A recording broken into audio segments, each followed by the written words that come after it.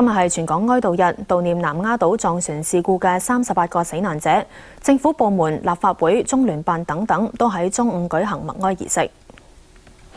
我哋嘅默哀儀式即將開始。接近中午12點，政府總部各部門嘅公務員身穿素服，齊集喺東翼前面嘅廣場。表達沉痛哀悼。我哋跟住會有一個3分鐘。行政長官梁振英亦都率領主要官員到場。默哀儀式現在開始。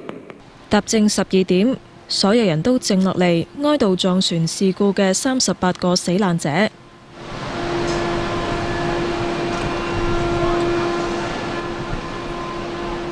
默哀完畢。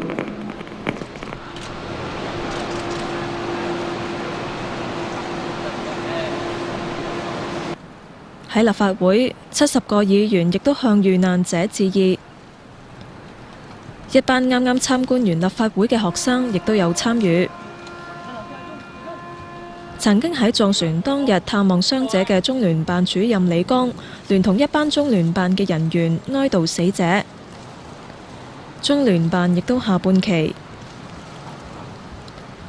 港交所主席周松崗同幾十個港交所員工以及出事代表喺中午收市之後都齊集喺交易大堂默哀。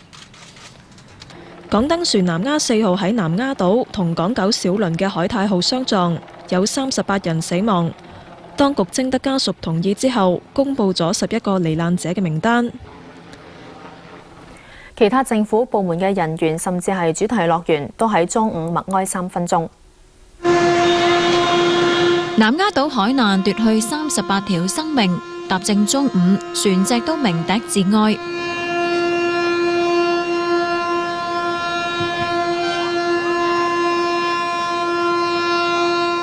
電車亦都響號。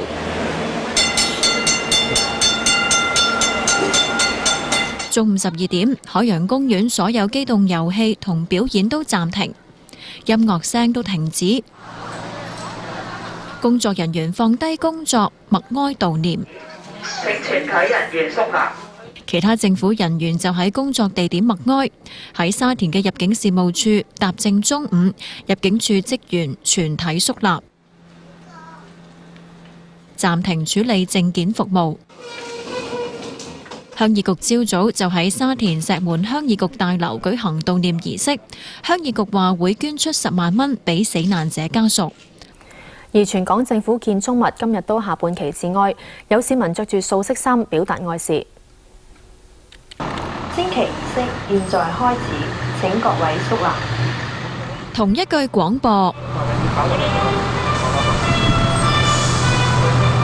奏起同一首國歌，但喺全港市民心中，今日就好唔一樣。喺灣仔金紫荊廣場嘅升旗禮，國旗同特區區旗升到旗杆頂之後，徐徐落下。要悼念南丫島嘅遇難香港人，冇心情再想講啦呢啲嘢。帶過無數旅行團嚟睇升旗禮，但呢一日唔會忘記。唔同，個心情都唔同嘅，即係我哋會個個咧都感到好悲痛，所以我哋今日全部都着黑色衫。希望今後這種事情，悲哀的事情少發生一些吧。唔少市民着上黑色或者白色等等素色嘅衫，全港哀悼。好沉重咯心情，咁都想悼念翻啲喺南丫島即係死傷嘅傷者咁樣咯。唔係咁開心咁樣咯嚇，不幸嘅意外，即係表示一啲哀悼咁樣。希望啲人可以安息，同埋傷者可以再康復。希望啲家屬快啲渡過呢個難關啦，希望佢哋繼續努力咯。而港九小輪嘅高層人員就去到海難現場拜祭。踏入中午12點，南丫島北角村對出海面響起鳴笛聲，悼念海難嘅死者。港九小輪多名高層喺船上面默哀，包括港九小輪總經理伍兆元。佢有2名小朋友親屬喺事故裏邊遇難。法師進行祭祀儀式。港九電船拖輪商會亦都有船到場拜祭。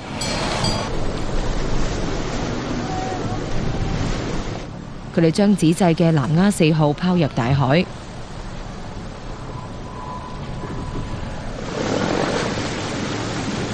港九小輪高層喺中環出發之前話，希望死者安息。